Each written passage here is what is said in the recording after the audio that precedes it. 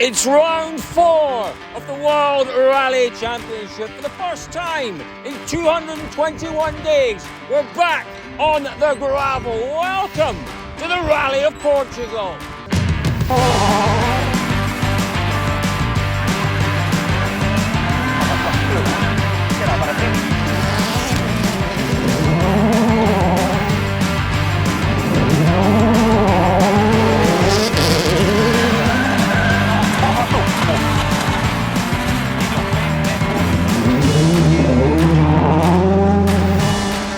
Look folks, just indulge me, if you would, for a minute or two. This stage here, well, it's not actually part of the rally this time round, but it was 41 years ago. It is part of the old Arganil stage. It's where Walter Roll decimated the rest of the field. He took 4 minutes out of everyone. The stage came up across the top here and down into the, well, it looks like into the beyond, doesn't it? It was the most stunning stage performance on Arganil in 1980. But what have we got ahead of us this year? Well, we've got the longest rally since Germany, 2019. 330 plus kilometres, round about 209 miles. It's 20 stages. The big day is Saturday. We have 160 kilometres on Saturday. It's going to be really challenging, that is for sure. Now, a lot of talk before the event about the weather. We're still a little uncertain as to what the weather's going to do. I mean, look at this today. Could it get any better? No, it couldn't.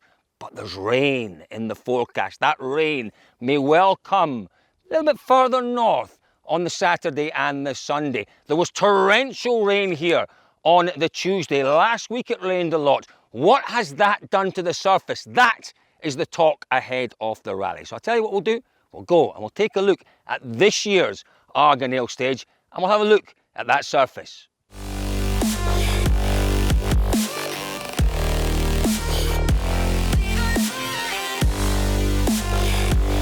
Well, we've come down towards the end of this year's Arganil stage. It's really quite an interesting stage because there are 2 or 3 different sorts of surface in here, 2 or 3 different gravel surfaces. There are sections where new roads have been created. They're quite steep, they're quite twisted, but they're new roads that have been created to service the wind farms on the top. And the surface there, it's very clay-like, and that rain that we talked about last week, early this week, do you know what? It's almost like a compacted surface. But how is that going to develop through the course of Friday when this stage is run? We'll have to wait and see. The other type of gravel surface is this. This is the old road. This is the one that was used back in the 80s. And look at it. You know, Sébastien Ogier, first on the road. There's a lot of loose to come off this road here.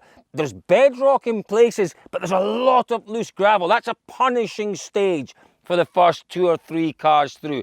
Ogier, Neuville, the guys at the top would have been hoping for some rain. It's not going to happen. This could be a really difficult stage, but you know, the rally will be decided on the Sunday. What's the famous stage on Sunday? It's the Faf stage.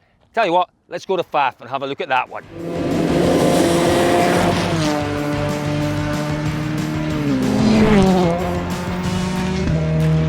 Well, I have a confession to make. We didn't quite make it up to the Fafe stage today, but that footage you've just seen, that was the Louis Haas stage, or part of it was, from the test on Monday, the R5 cars testing on Monday. And David, what we could see from that particularly that corner with the slow-mo, very dark, the soil, it was cutting up quite badly. It looks like it's quite damp underneath. But this is it, isn't it? You know, there was a lot of rain in the recce, and this is the key question now, Colin. We sit here on Thursday evening. What's coming? Where are we sitting first, David? Let's tell her. Sorry, mate. Where are we sitting? Isn't this wonderful? It's the Douro River. It's the gateway to Porto. It is. And what is this house for the week? It's the DirtFish house. It's the DirtFish River House. It is the Dirt. That's very good. The DirtFish River house. But David, nice. you were going on to talk there about this question about, I think it's tyres, isn't it? You know, we saw earlier on from the little preview just how abrasive the surface can be in places. But we're expecting some rain. We know there are some already soft, damp patches out there. But a key here, like you said, the key is they've got 8 soft tyres. And if that rain does come, you know, you really want the soft tyre. You don't want to be on the hard. We know that the Pirelli hard is very, very hard. So it's not going to, you know, it would sit on top. It wouldn't dig down. It wouldn't bite into the surface in the way that the soft compound tyre will. So it's that huge question. It's a proper time management question from this event. And you look at someone like Sébastien Ogier, first on the road. He has a great ability, doesn't he, to look after those tyres. And for sure, you know, I would imagine that tomorrow morning, Friday morning, he'll take soft. Will he? I'm even questioning. I don't know. You know, because then if there's a huge amount of rain forecast on Saturday, because from what we have seen, there's quite a lot of rain coming. But it's Friday or Saturday. This is a big problem for Ogier. Ogier will lose time tomorrow morning. If he had enough softs, he would go with softs, because you're first on the road, it's not so abrasive, you're cutting through that loose. If you're 10th, 11th on the road on the first pass, you might well go with the hard compounds. Because, you know, sorry to interrupt, Cole, but underneath that soft stuff, there is a real hard bedrock, isn't it? We've been in a couple of stages today and we've seen it. You know, it is quite abrasive underneath. And once you've had maybe even 6 or 7 cars coming through, they'll clear off the soft and the hards will work. Yeah, Ogier's got a big problem, I think, tomorrow, because, you know, he will not, he absolutely won't want to be going into that opening loop of stages on Friday morning with hard compound tyres. He really won't. You know, the car will be all over the place in those looser sections. Yeah. But then again, tomorrow morning could be like this. Look at this, we're on Thursday evening out.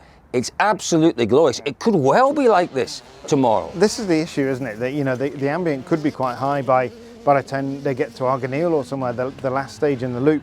It could be up around 25, 26 degrees, and there, you know, potentially the hard would work. It is very difficult, but I kind of love this fact that they've only got 8 softs, and there is a real question about who does what. You know, there will be lots of crossing of tyres, lots of using of part-worn tyres. You know, there's a real strategy to this event now. I think that's the great thing, isn't it? We do have strategy. We've got a long event here, the longest event, as we said earlier on, since Germany in 2019. We have uncertain forecasts as well. It is very possible we might not see any more rain. We do know that it is soft in places. It's very possible. So we do have that element of strategy. David, it is so good to be back to a rally where it feels almost like a normal rally, and you know, we're going to see lots of spectators out on the stages. I'm sure people here are very aware of doing the right thing in the stages. We are. I mean, we were in Arganil today, weren't we? And we saw some people building their kind of enclave, if we can call it. You know, but they were taping it off, weren't they? So nobody else could come close to them. And I think, you know, people are taking it enormously responsibly. Yeah. But it will be great to see people back. You know, back to places like Fafé when we actually get there, Colin, and we go stuck in traffic.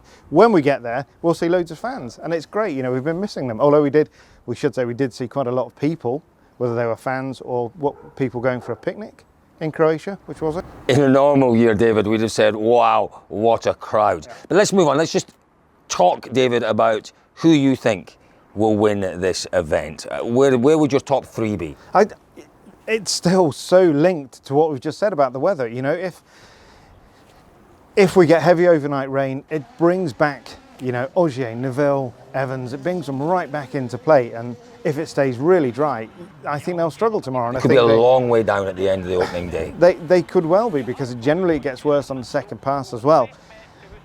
Equally, if it gets wet and if it gets really cut up, we're going to see that, you know, the Hyundai is better in those really tricky, rough conditions. Certainly better on the second pass, isn't it? When there's grip there, when there's ruts and there's stuff for the Hyundai to grab hold of. It's great. So I'll tell you who will lead this rally at the end of the first day. It'll be Dani Sordo. Dani Sordo with his road position. Ott Tanak has a decent road position, and he will benefit from that. For me, Dani Sordo is the man. If he has a trouble-free day, technically and in terms of punctures, and you know, punctures, we've seen it can get rough out there, could be an issue. It could, but you know, and also, you know, Sordo comes here. This is almost his home event, isn't it? It's probably geographically, is this closer than Catalonia? Quite probably. Yeah, to where he lives, and he loves this event. You know, we've seen him lead here so many times before, and he has a real affinity for these stages. He has been out of the car for quite a while. Yeah, he has been. Yeah, we've not seen him for. Yeah, absolutely. Yeah, he doesn't. You know, he didn't really particularly enjoy Monte, and no, in a long time since gravel for absolutely, him as well. Yeah. No, I think basically, you know, if we look forward to Sunday afternoon, I think Tanak will win this one. I think he'll make the most of his advantage tomorrow. Sordo may well lead. Tanak will reel him in over the course of the weekend. But I'm going to go with a Tanak, Dani Sordo. I think it's going to be a really good weekend for Hyundai. Tanak, Sordo, Evans are my top 3 here.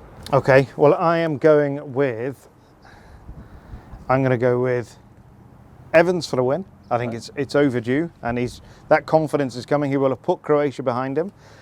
I will go with Tanak second and Sordo third. There we go. So we've both put Sordo in our top three. Folks, it is going to be an absolutely fascinating event, that is for sure.